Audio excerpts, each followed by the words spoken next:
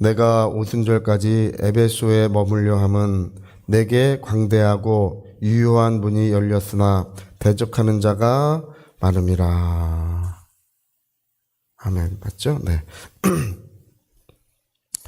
네, 이제 그 에베소 사역에 대해서 바울이 이제 언급을 하고 있는데요. 여기 복음의 광대한 문, 유효한 문이 내게 열어졌다, 이런 말을 쓰고 있는데, 이게 참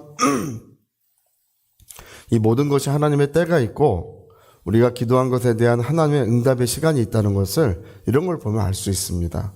원래 바울이 2차 전도 여행을 갈 때 이 아시아 지역으로 가려고 했었어요. 그때 아시아라고 하는 것은 지금 말하는 이런 아시아 지역을 말하는 게 아니고요. 로마의 이제 에베소를 중심으로 한 우리 요한계시록의 7교회 있는 그 지역이 이제 아시아라고 불렀었는데, 로마의 영향력이 워낙 크다 보니까 그때 쓰던 아시아라고 하는 이름을 이제 지금도 이렇게 쓰고 있는 거예요. 이렇게 넓은 지역에 쓰고 있는 겁니다. 근데 그때는 이제 적은 지역이었어요. 그때 바울이 2차 전도 여행 때 글로 가려고 했는데, 주께서 그리로 가지 말라 그러셨어요. 그걸 막으셨어요. 그리고 2차 전도 여행 때, 이제 2차 전도 여행 때 그래서 뭐 빌립보라든지 뭐 데살로니가라든지 뭐 베레아라든지 아니면 그리스 지역이라든지 뭐 고린도 지역이라든지 이런 데 중심으로 이제 전도를 하고 교회들을 세웠습니다. 그리고 2차 전도 여행이 끝날 때 에베소에 들렸어요. 들려가지고 복음을 전하는데 이 반응이 너무 좋은 거예요. 이제 회당에서 복음을 전했는데 유대인들이 얼마나 좋아하는지 3개월 동안 복음을 전했는데, 그래서 오래 머물러 달라고 청했는데 바울이 바빠가지고, 야, 내가 기회가 되면 또 올게. 기회가 되면 또 올게. 이렇게 하고 이제 안디옥으로 이제 돌아갔습니다. 이게 바울을 파송한 교회가 안디옥 교회였어요. 그래서 항상 전도 여행을 끝나면 예루살렘을 통해서 안디옥 자기 본교회로 돌아갑니다, 바울은. 그래서 다시 이제 배 타고 돌아갔는데, 이 3차 전도 여행 때 이제 빌립보 교회라든지 고린도 교회라든지 이런 교회를 들려서 다시 이제 에베소로 왔었어요. 그래서 에베소에 와가지고 그때 만났던 사람들 이제 다시 만나가지고 이제 회당에서 복음을 전하는데, 이야, 일찍이 없었던 하나님의 역사가 여기에서 이루어지기 시작한 것입니다. 바울이 일찍이 보지 못했던, 바울이 이제 3차 전도 여행 때니까 이제 복음을 전한 지 오랜 세월이 지났어요, 벌써. 그 오랜 세월 동안 단 한 번도 본 적이 없는 그런 놀라운 하나님의 영광이 그 땅에 임했던 것입니다. 그래서 3개월 동안 복음을 전하다가 이제 유대인들과 이제 좀 갈등이 생겨서 두란노라고 하는 이 철학을 강의하는 곳에서 이제 2년 동안 거기서 복음을 전하는데요. 얼마나 하나님의 역사가 컸는지 그 아시아 지역 전체 사람들이 복음을 듣지 못한 사람들이 없었다고 이렇게 말하고 있습니다. 얼마나 사람들이 거기에 몰려들어서 하나님의 말씀을 들었는지, 그리고 하나님께서 이 병을 고치시고 귀신을 쫓는 그런 역사가 또 얼마나 충만하게 하셨는지 모릅니다. 그래서 심지어는 바울의 손수건만 가져다가 누구에 얹든지 간에 이렇게 바울의 손수건만 갖다가 이렇게 얹어놔도 귀신이 떠나가고 병든 자가 낫더라고, 이렇게 성경 기록하고 있습니다. 그러니까 복음의 광대한 문이 에베소에서 열어졌다. 이때 이제 세워진 교회들이 우리 요한계시록에 기록되어 있는 7교회가 에베소 교회는 어머니 교회 같은 곳이고요.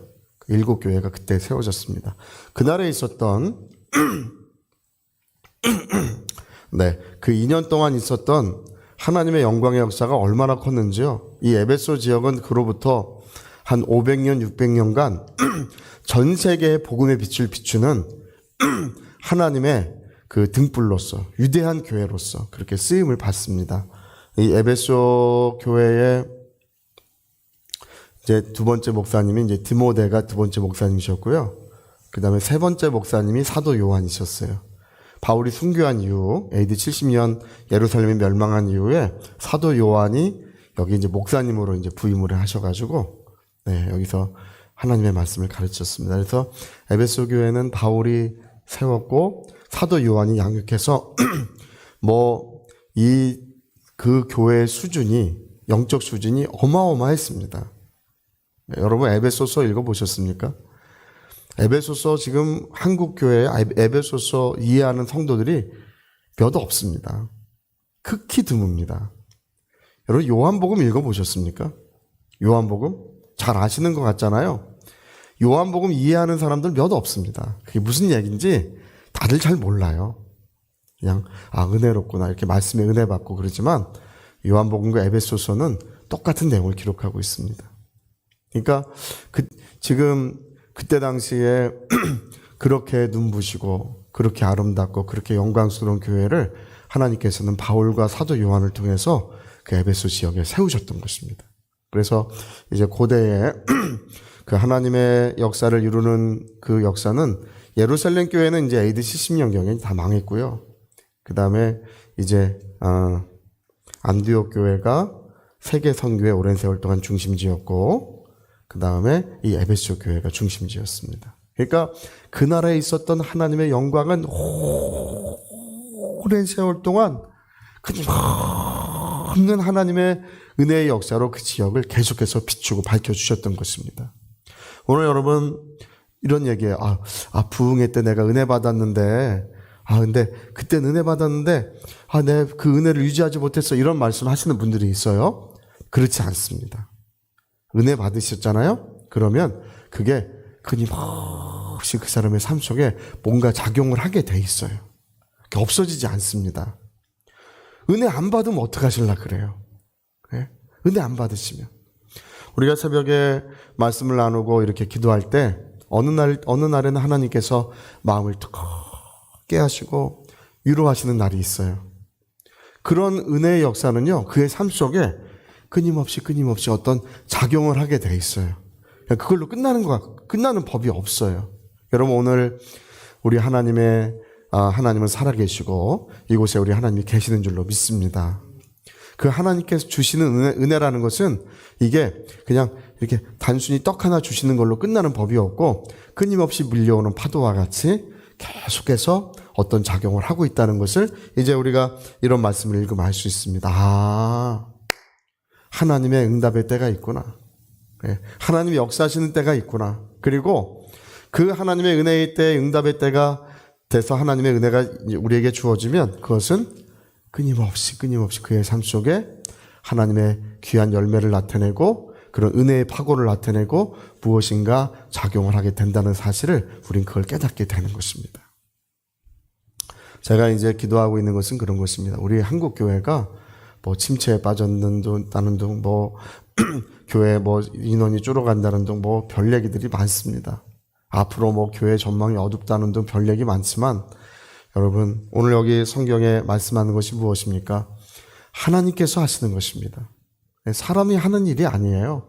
하나님께서 그의 사랑을 나타내시고 그의 영광을 나타내시고 그의 살아계심을 나타내시면 다시 한번 이 땅을 훤히 밝혀주시고, 요즘에 청년들에 대한 이야기 많고 나쁜 놈들이다, 이상한 놈들이다, 이해할 수 없는 놈들이다, 이런 얘기 많지만 하나님께서 그들의 영혼도 뒤바꿔 주시고 그들의 영혼도 하나님의 영광으로 훤히 비춰주시는 줄로 믿습니다. 여러분 우리 모두가 하나님의 때가 있음을 알고 우리가 기도하고 하나님의 응답이 이루어지기 시작하면 그 파고가 계속되고 은혜의 역사가 충만하게 이루어지리라고 우리는 그걸 믿습니다. 자, 우리 같이 한번 우리 기도하시겠습니다. 우리 모든 가정들도 끊임없이 은혜를 구하셔야 합니다. 하나님의 성령의 나타나심을 구하시고 하나님의 은혜를 구하시면 그 광대한 문을 열어주시는 날이 오는 거예요. 은혜의 문을 열어주시는 날이 우리에게 도래하는 것입니다. 우리 위하여 같이 기도하시겠습니다.